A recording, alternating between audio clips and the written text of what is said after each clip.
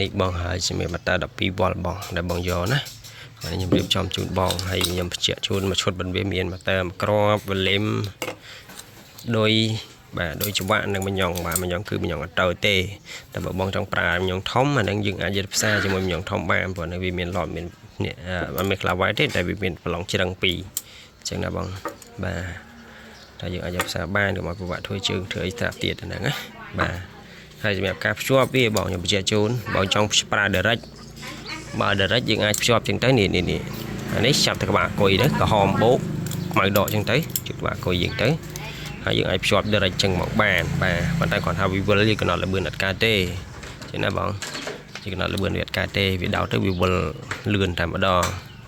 បាទតែនៅប្រភេទ motor ជាងនេះវាកម្លាំងខ្លាំងតែវាមិនលឿនណាស់ទេតែតម្រូវការជាក់ស្ដែងបើសិនជាបងចង់ប្រើប្រភេទដែលកំណត់លឿនបាននេះយើងអាចតបែបនេះ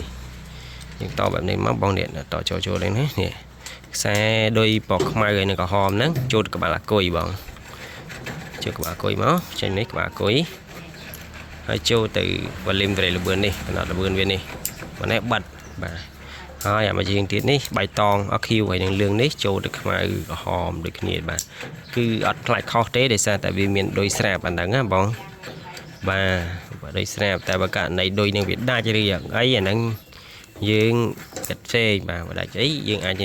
ពណ៌ខ្មៅហ្នឹងមានខ្មៅដូចគ្នាទេនេះខ្មៅក្រហមខ្មៅដ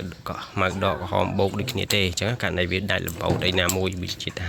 យើងប្រើប្រាស់វាតែមានបញ្ហានេះខ្ញុំបញ្ជាក់ជូនមកអាចសៀវវីដេអូនេះទុកបាន